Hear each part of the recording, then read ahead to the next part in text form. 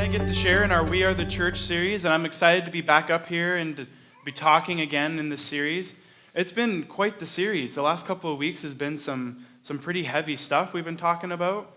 I love that we're taking time as a church to talk about what we're about as a church, but also to talk about what the whole church is about too.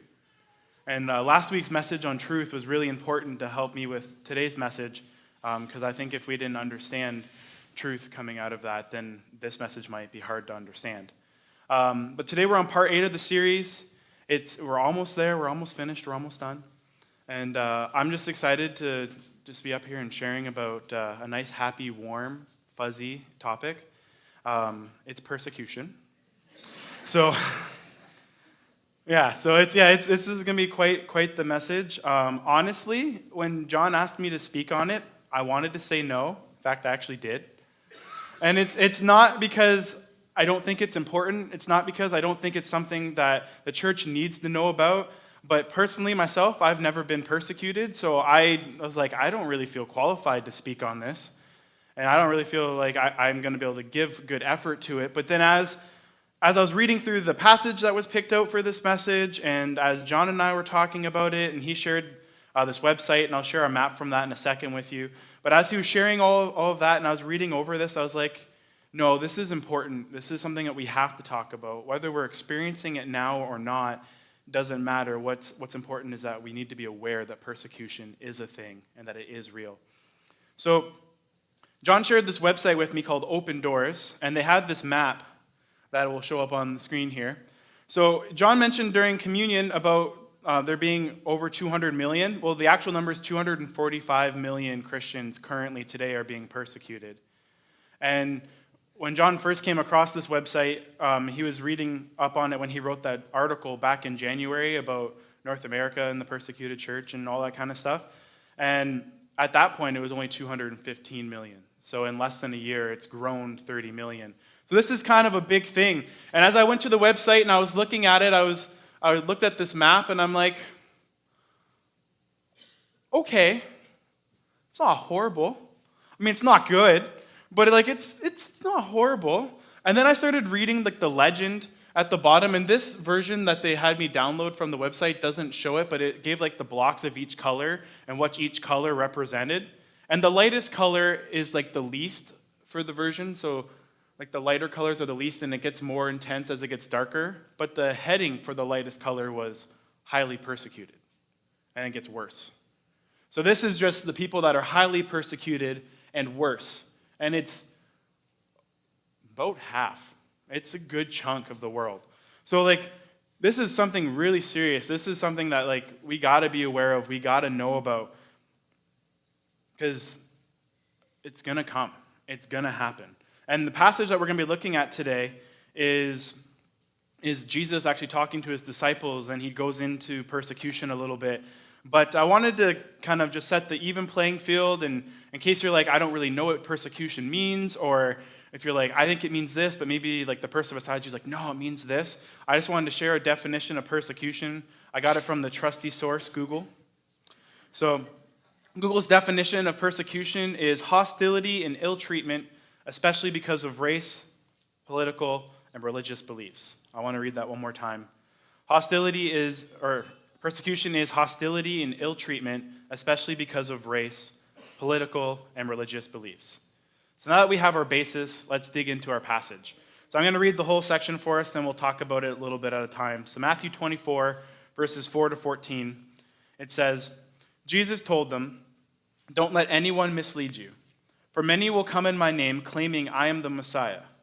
They will deceive many. And you will hear of wars and threats of wars, but don't panic. Yet these things must take place, but the end won't follow immediately. Nations will go to war against nations, and kingdom against kingdom. There will be famines and earthquakes in many parts of the world, but all this is only the first of the birth pains, with more to come. Then you will be arrested, persecuted, and killed. You will be hated all over the world because you are my followers, and many will turn away from me and betray and hate each other. And many false prophets will appear and will deceive many people. Sin will be rampant everywhere, and the love of many will grow cold. But the one who endures to the end will be saved. And the good news about the kingdom will be preached throughout the world, so that all nations will hear it, and then the end will come. So, a nice happy passage. Let's start digging into this, though. So let's talk about what's happening going into this. So Jesus are hanging out with his disciples, and they're talking, and actually, just before this, they were in Jerusalem, and Jesus was pointing out the temples, and he's like, see all these temples? Eventually, one day, not a brick will stand. And that would have been a very big deal for them, because even though they're learning about this new way of worshiping, this new way of engaging with God through Jesus, they would have still looked at the temple and been like, that's my place of worship. That's my place to go. And Jesus is saying, well, that place is going to be gone. So the disciples, with concern, they kind of ask, okay, when is this going to happen? They're like a little curious, and they're like, so when? And this is Jesus' response to the when question. Doesn't really give an answer to it, but he goes off on this rant, this talk, this foreshadowing of what they're about to experience, about what they're going to see and what the future of the church is going to see as the church continues to grow. So let's start working through this verse by verse. So we're going to start with verses 4 and 5. They say, Jesus... No, I don't want Siri. Sorry. It says, Jesus told them, don't let anyone mislead you, for many will come in my name, claiming I am the Messiah, and they will deceive many. So first, Jesus urges his disciples, don't be misled. There's going to be false teachings. There's going to be fakers out there. Don't be misled by them. And then he goes in and he starts talking about these people will be coming and they'll be claiming that they're the Messiah, that they're the ones that will bring redemption. They're the ones that will bring salvation. They're the ones that can bring people into heaven.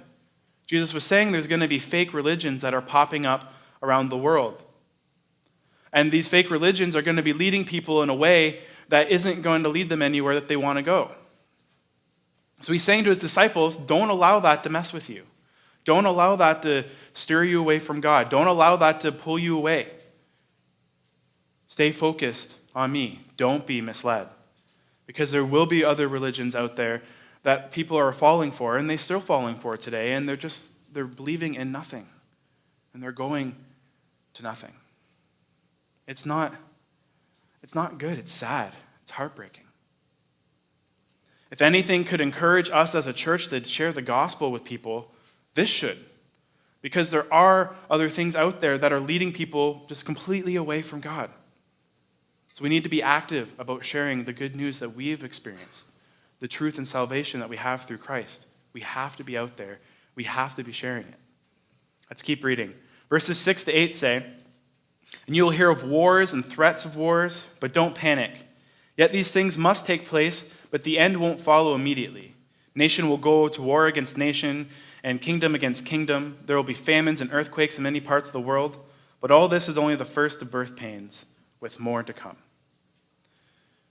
So simply, Jesus says, and the world is going to fall apart. There's going to be wars. Now, he talks about nations and kingdoms. If he was saying it today, it'd be cities and countries. But there's wars, and they're coming. There's threats of them. And he's like, here, you're going to hear about it. You're going to see it. But don't panic, because these things need to happen. And then he goes on and he talks about famines, and he talks about earthquakes and other natural disasters and how these things are going to happen around the world. So it's not just that the cities and the structures of itself are going to fall apart, but like the world itself is going to be kind of shaken up a little bit, no pun intended. And things it's like it's going to be intense. And he's like, but don't panic. Know these things are going to come. Be aware that it's going to happen, but don't panic about it because they're supposed to. Jesus uses the example of birth pains, and I am never, ever going to stand up here and ever say I understand birth pains. That's just a world I'll never understand. But from what I understand, it's very painful.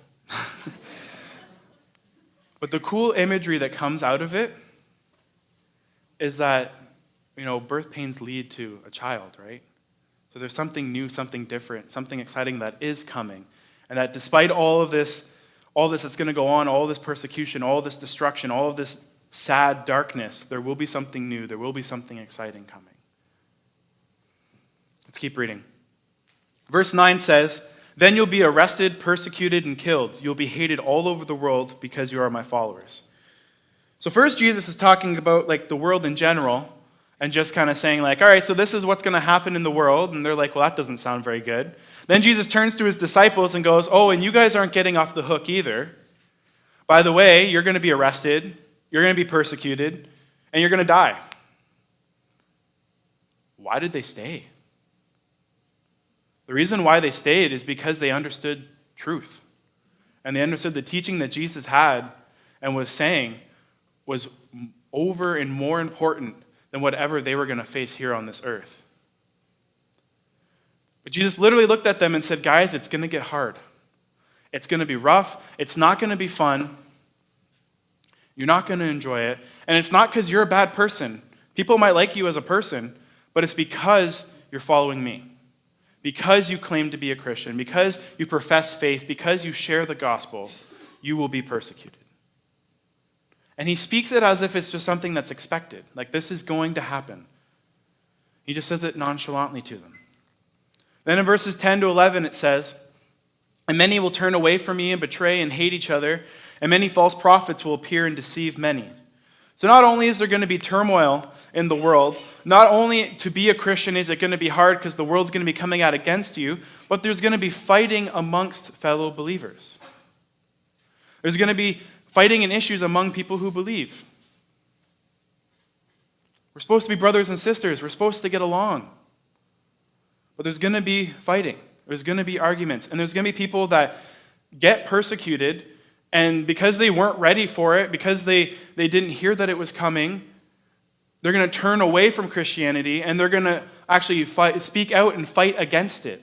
It's not like they're just going to turn away and be silent about it. They're going to turn away and like dig their claws in and try and hurt the name of God as much as they possibly can. They'll be outspoken and speaking against it. That's scary. And then on top of that, there are going to be people who claim the name of Christ that are teaching false things. And they're leading tons of Christians down paths they shouldn't be going. Tons of Christians down ways that they shouldn't take part in. That stuff's happening today. That stuff's very real. It's very here. It's very present. It might not be happening to us in this moment, but around the world it is definitely happening. People are being led astray, and all for what? When heaven is everything. When life with God is everything. We have to be more active. And this, as I was reading this, it just really solidified the importance of us needing to be in our Bibles. Because the reality is if you take whatever a pastor says as whole truth, you're setting yourself up for failure. Because every person that speaks the good news of God is still human and is still a sinner and can still make mistakes. So we need to be actively in our word, and we need to understand, and we need to actually test everything that's spoken on. You should be going home, opening your Bible, reading it over, reading the context, like grabbing a commentary, talking to people about it. Like it's not something you can just say, okay, the pastor spoke on it, it's good. No, you need to be doing your homework, and you need to be growing yourself. Then it gets worse. Verse 12, sin will be rampant everywhere, and the love of many will grow cold. The happy part about this verse is that sin will be rampant everywhere. I mean, that's the easy one. All we have to do is look at ourselves and our lives, and we can realize, well, I'm a sinner. I mess up. Sin's everywhere. You know, you can look inside your families or in your workplace or wherever it is, and you can see that there is sin, and it's active and that it's present. The part that terrifies me, and this is the scariest verse for me as I read this passage, is that it says, and the love of many will grow cold. And the reason why that scares me is because as Christians, we are to be defined by love. We are to be looked at and be like, oh, he's a Christian because he loves, or she's a Christian because she loves. And the way we're supposed to love is the way Jesus loved. He boiled all the rules and all the laws all down to one, and he made it really almost impossible for us to follow. He said, love others as I have loved you. And the way Jesus loved is he gave up his entire life for us. And he did it purely for us. He didn't get any gain from it. In fact, he took a lot of suffering and pain for it. But he did it for us. And so we are to be known as Christ followers, and the way that we're supposed to be identified in the world is through loving others. So when it says that love will grow cold, that means a couple of things. One, it can mean that people are so turned off from Christianity that their hearts are now hardened from it, and that experiencing that love is just not possible anymore. Or it can mean that the believers, the people who follow God, the people who trust God, the people who love God, are doing a bad job of showing that love. And it's growing cold throughout the world. Either way, that's not good. Either way, we need to love better, because we're going to have to combat this as we go out in life. Then verses 13 and 14. But the one who endures to the end will be saved, and the good news about the kingdom will be preached throughout the whole world, so that all nations will hear it, and then the end will come. So after all, Jesus wraps this up, and this is like the hopeful part. I'm sure the disciples are sitting there being like, all right, but he's gonna have a turnaround. You know, this has been just crappy from the whole way through, but there's got to be a turnaround. And his turnaround is persevere, hold out, endure. That is what we need to do. And then he reminds them that the mission doesn't change. The mission is still to go out there in love. So as people are persecuting you, you respond in love. As you're facing challenges, you respond in love. And the thing is, we know the history. We have the rest of the New Testament. We can read what happens to the disciples. Every single one of them had bad things happen to them. They were persecuted. They were arrested. They were all killed. But I'm sure if we could talk to them today, and we asked them, was it worth it? They would, without a doubt, all say yes. It was totally worth it. Because they understood the truth of the message that Jesus was bringing, and they knew that it was far more important than whatever they would have to experience. So this brings us to our church dilemma. Our church dilemma is that persecution is coming, and we must love. So as persecution comes, as we get picked on, as we get pinned down, as we get hated, as the world turns against us, we must then turn around and respond to it in love. That is so hard. I can't even, like for myself, like when someone's mean to me, I want to be mean back. I want to go down swinging. But we're supposed to turn around and just engage it with love. We can't fight it the way the world would want us to fight it. We got to love. And then Jesus says, because his name and his truth will be shared among the whole world. So yes, we must endure, but his name and his truth will be shared. People will come to him, and God will win. So we have 4 expectations when it comes to persecution. First, we need to expect the world to hate us. We won't be liked any more than we are now. As Christians, it's just going to get worse for us. The world will turn against us more and more. Jesus called it, and that's why we need to be aware of it. That's why as a church, we can't ignore persecution. When I was a kid, if I didn't want to hear something, I would just plug my ears, close my eyes, and make like humming noises, and hope that when I stopped doing it, whoever was speaking would stop listening. Thank you for none of you doing that today. That would have been very hard to speak through. But we can't do that as a church. We can't pretend persecution doesn't happen. We can't pretend it doesn't exist. Even if it's not happening in Village Green right now, we need to be aware that one day it very well could be here. And in fact, if what Jesus says is going to be true, it will be here. It will happen. Eventually, the whole world will be covered, because the whole world will be highly persecuted. Because as Christians grow and as the gospel expands, there's more people to persecute. But we are to still show love, and we're still to continue to move forward, despite the fact that the world will hate us, because this world isn't ours. We have a whole nother one. And it's going to be way better than what we've ever experienced here. Second, we can expect there to be issues among our brothers and sisters in Christ.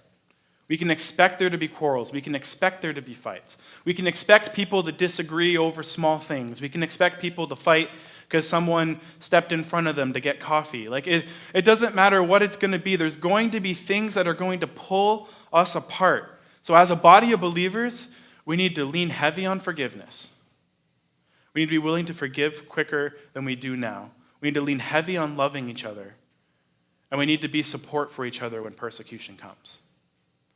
Those are very important things that we need to do to face off against the fact that there's going to be quarrels amongst us as the body of believers. Thirdly, we need to expect being a Christian to become harder. We're very fortunate to be where we are and that we can come to a church and that we can stand and we can praise his name and we can do it unashamedly. That's great, and it's awesome, and I'm so glad that I'm in a country where I can worship God freely. But it's going to become harder. And wearing the title of Christian and wearing it boldly is going to set you up for persecution. So knowing that this is coming, we need to be aware that this is going to be hard. And I hope that none of you here have become a Christian because someone told you that it's the easiest thing to do. Because it's probably the hardest decision I ever made in my life. But it's the only decision I've ever made that I've seen and said it's completely worth it. Like 100%. 100% worth it. Just like the disciples who were told, very plainly told, this is going to happen. And they said, okay, we're still with you, because they knew it was worth it. So now that I've successfully bummed all of us out, here's my fourth expectation. We're going to swing it up on a happy note. We can expect Christ to claim victory, because he already has. See, the thing is we're in the midst of a battle. Whether you think we are or not, there's a spiritual warfare going on all the time, and the world is at each other's throats, and we're at odds about lots of things. And even though we might seem like we're in a time of peace, that can change in a second. And sometimes that can change in a push of a button. But what we experience now is just a battle. The war is won. Jesus has claimed victory. We live now with the hope that he is victorious, and that whatever we will face, he will turn to his glory, and we will be victorious in the end. We are on the winning side as his believers. Amen?